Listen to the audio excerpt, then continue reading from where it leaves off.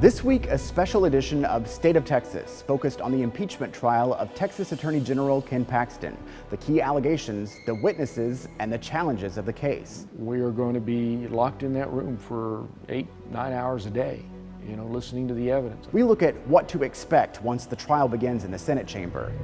A vote to impeach Ken Paxton does put a senator against most of their Republican voters and on the side of Democrats. Away from the Capitol, some groups make their case for what decisions senators should reach. We look at who's spending big money to try to sway the process.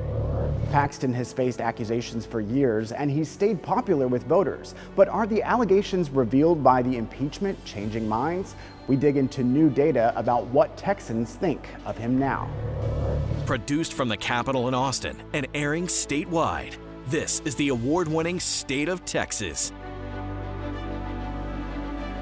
Hello, and thank you for joining us for this special edition of State of Texas. I'm Josh Hinkle. We come to you this week from the state capitol, where the Texas Senate chamber has been transformed into a courtroom. On Tuesday, Texas senators will take on a constitutional duty that few in the state's history have faced before, acting as jurors in a court of impeachment.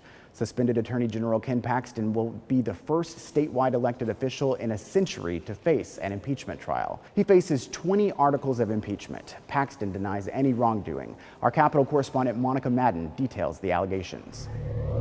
We will not tolerate corruption, bribery, abuse of office, retaliation. At the end of May, the Republican-led Texas House made history in an overwhelming vote to impeach Republican Attorney General Ken Paxton. And either this is going to be the beginning of the end of his criminal reign, or God help us with the harms that will come to all Texans if he is allowed to stay the top cop. Now the Senate is tasked with the responsibility of equal gravity after a summer of attorneys making their case to the public. Ken Paxton will never be convicted by the Senate. Not on this evidence. Not with this record, and not when the fact is the allegations are completely untrue. And I promise you, it's 10 times worse than has been public, and that is you think.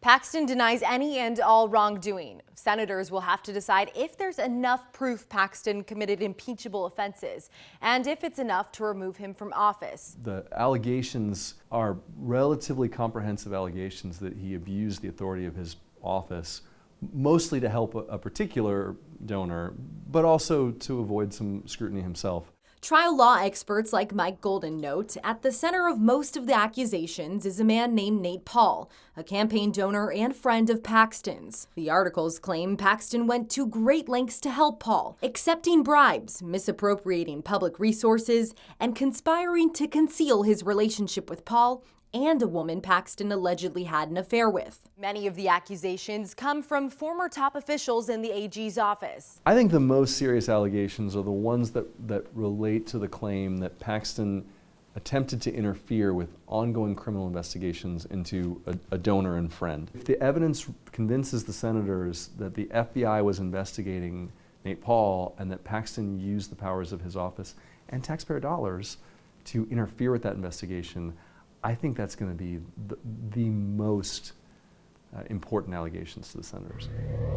Monica joins us now. We know Paxton faces separate criminal charges stemming from a 2015 securities fraud indictment. Could this trial impact his other legal issues? I mean, it's very possible, Josh. I was there in Houston when Paxton had his separate securities fraud court setting, which has been years in the making. It was his first court appearance in quite some time, and we spoke to prosecutors and Paxton's defense attorneys after that court setting, and they said that all eyes will be on this impeachment trial, because if he's compelled to take the witness stand at some point, or other witnesses who are tied to his security fraud charges, it could end up impacting how prosecutors move forward. And the judge even said that during that court setting back in earlier August. Well, last weekend there were rumors that Paxton would resign before the impeachment trial starts. He denied that, but what does history tell us about if that were to happen? Well, Josh, as you know, the last time a statewide elected official was impeached was Governor James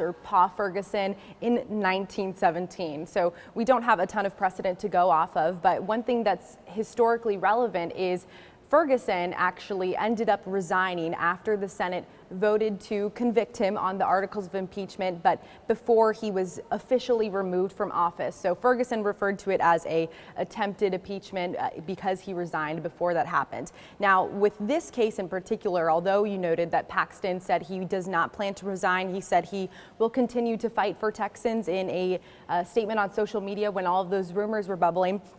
But the House managers who are presenting this case and their attorneys said that they have a constitutional obligation to proceed with this trial regardless of whether Paxton were to resign. It's something that I double checked in the Texas Constitution. It says that if the House impeaches a state elected official, the Senate must have a trial to vote on those articles of impeachment and make a decision on whether that person should be removed from office and barred from possibly holding future office. Everyone's been wondering about the witnesses in this trial. Who are we expecting to take the stand? Now, we haven't seen the witness list ourselves, but our friends over at the Dallas Morning News obtained a copy and had a count of more than 100 witnesses that could possibly be people that we hear from during this trial. Granted, House managers and defense attorneys have about 24 hours to present their case. So likely legal experts say they're not going to be able to go through all of those witnesses, but a couple of people are sticking out at the top of that list. Paxton is one of the key witnesses on the House managers list of who they want to see take that stand. Granted, his attorneys have said that he cannot testify. They do have subpoena power, the House managers, so we'll see how that shakes out. Other people include the woman that Paxton is allegedly had an affair with. Also some of those whistleblowers who really started this whole process by calling attention to the allegations of Paxton's misuse of office. We also are expecting to hear possibly from 2 senators, including Paxton's wife, State Senator Angela Paxton, who could also be called to the witness stand. All right, Monica, thank you very much. Under the Senate rules, each side will have a total of 24 hours to present evidence. Senators will vote separately on each article of impeachment. If an article is accepted by 2/3 of the present senators, it will be entered as a conviction. Votes that fall short of 2/3 will be counted as an acquittal. If Paxton is convicted on any article of impeachment, the House Board of Managers can ask for a judgment to disqualify Paxton from office. That would also require approval by 2/3 of the present senators. This will not be a speedy trial. Earlier this week, we spoke to a state senator who gave us some insight into how long the process could take. We can't talk about it very much. We're under a gag order. I can tell you that it looks like it's going to be about a 4-week process. I think likely beyond that. I think it's going to be closer to 6. We are going to be locked in that room for 8-9 hours a day, listening to the evidence. Ken Paxton will get a fair trial, same fair trial, impartial judgment that everybody should get in that situation. And we'll see how it all goes. The impeachment trial will be open to the public, and a lot of people will come here to the Capitol to see it in person. The rules require people to get tickets to be in the Senate gallery during the trial. The free tickets will be handed out each day on a first-come, first-served basis. Just under 300 seats will be reserved for the public. And there will be strict rules for people in the gallery. Cell phones and electronic devices must be turned off or set to vibrate. No talking, clapping, or demonstrations are allowed. Everyone must remain seated at all times. The Senate said any violation would result in immediate removal from the gallery. If you can't be here in person, we'll have live streaming coverage on this station's website starting Tuesday morning. That coverage will continue throughout the trial. Paxton has been popular with Texas voters, but as allegations against him get more attention, we look at a new poll into Paxton's popularity. What do Texas voters think about him now? Senators, lawyers, witnesses, and other parties involved in the trial are under a gag order. But outside the process, some groups are loudly making their case. We look at who's spending big money to influence the verdict.